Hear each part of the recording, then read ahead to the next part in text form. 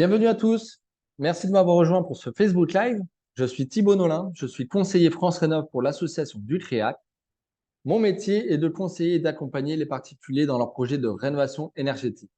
Ce soir, je vais vous parler pendant quelques minutes du confort d'été et notamment comment se prémunir des surchauffes dans son logement. Le confort thermique est une sensation liée à la chaleur qui est propre à chacun. Plusieurs critères peuvent influencer ce confort thermique. Les paramètres liés à la personne, en fonction du métabolisme, de la tenue vestimentaire ou encore de l'activité exercée. Il y a aussi les paramètres liés à l'environnement, comme la température de l'air, le taux d'humidité, la vitesse de l'air ou encore le rayonnement solaire direct. Pour obtenir un confort thermique estival satisfaisant, il y a 3 leviers d'action. Il faut dans un premier temps limiter les apports de chaleur internes et externes. Notamment au niveau du bâti, il faut une isolation qui soit suffisante et des fenêtres avec des occultations performantes. Ensuite, il faut faciliter la ventilation naturelle par ouverture de fenêtres pour évacuer la chaleur stockée dans le logement. Et enfin, faire diminuer la température sentie grâce à la vitesse de l'air. Les apports solaires directs par les parois vitrées sont de loin la première source de chaleur en été. Les rayons du soleil captés par un vitrage transmettent beaucoup de chaleur dans le logement. Mieux vaut donc les bloquer avant qu'ils ne tapent sur les fenêtres. Les protections solaires extérieures sont plus efficaces. Elles réduisent plus significativement le rayonnement solaire avant que celui-ci n'atteigne le vitrage. Il existe plusieurs types de protection solaire. Il est conseillé de privilégier des occultations qui protègent du rayonnement solaire direct tout en laissant passer la lumière. De plus, une occultation possédant un fort taux de passage de l'air facilitera la ventilation naturelle du logement.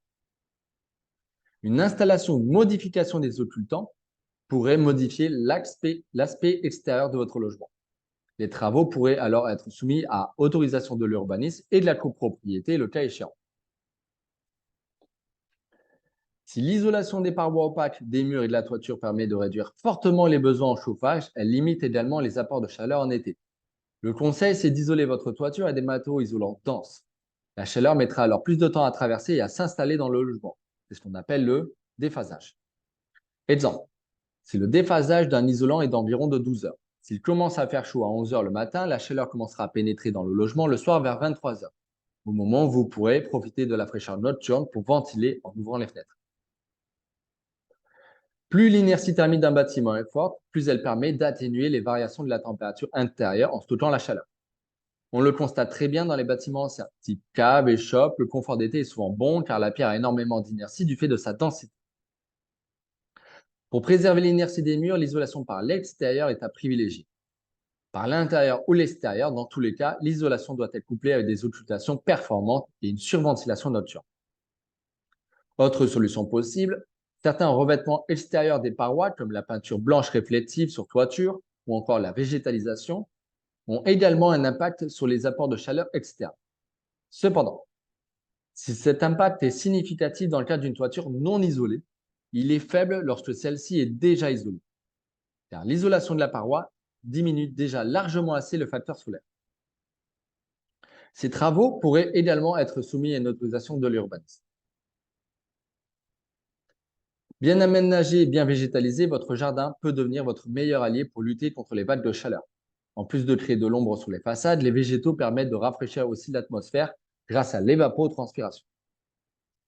Pour protéger votre logement du soleil de façon naturelle et durable, mieux vaut privilégier les végétaux à feuilles caduques, car ils procurent un agréable ombrage en été mais ne masquent pas le soleil en hiver. Le conseil, c'est d'éviter les surfaces bétonnées. Elles stockent la chaleur toute la journée et la restituent la nuit. Si votre maison est entourée de terrasses sur les bétonnés, vous aurez plus de difficultés à profiter de la baisse nocturne des températures pour la rafraîchir. La chaleur ne vient pas que de l'extérieur. Tous les équipements électriques et électroménagers réchauffent le logement. Il est conseillé de réduire autant que possible leur utilisation en journée.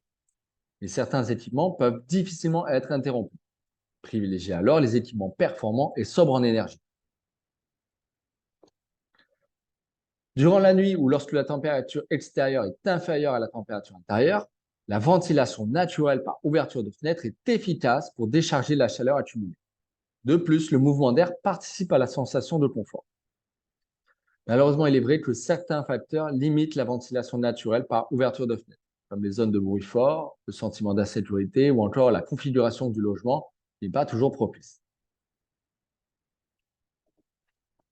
La zone de confort est définie en fonction de la température ambiante, du taux d'humidité et de la vitesse de l'air.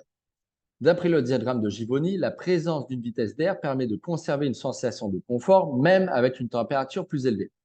Une ventilation naturelle ou un brasseur d'air peuvent tous les deux participer à l'amélioration du confort. Le plafonnier va créer une circulation d'air lente et régulière, très confortable, plutôt qu'un ventilateur portable qui sera efficace que pour la personne qui l'oriente vers elle. À noter qu'il est inutile de laisser fonctionner un ventilateur s'il n'y a personne dans la pièce, car il brasse l'air mais ne la rafraîchit pas. Autre solution, les climatiseurs. Si l'installation d'un système de climatisation est nécessaire, il existe des solutions pour limiter les coûts énergétiques et les risques pour l'environnement. Mais pour les mettre en œuvre, il faut y penser à l'avance. Un équipement acheté dans l'urgence pour faire face à une situation exceptionnelle risque fort de se révéler coûteux à l'usage et mal adapté.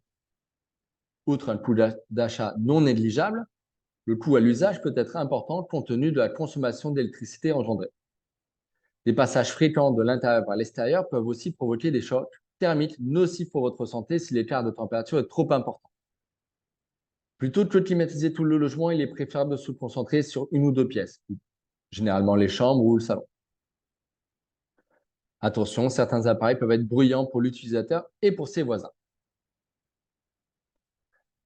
Pour aller plus loin sur le sujet, je vous invite à consulter le guide de l'ADEME adapté son logement aux fortes chaleurs. Il est libre de téléchargement.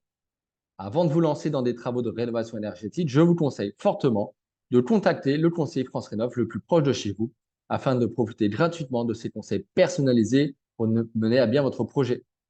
Allez sur le site de francerénov.gouv.fr, rubrique Trouver un espace conseil, saisissez votre code postal et vous obtiendrez des coordonnées.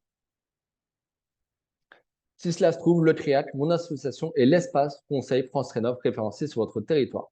Le cas échéant, n'hésitez pas à nous contacter. Je vous remercie de votre attention et je vous dis à très bientôt pour de nouveaux Facebook Live.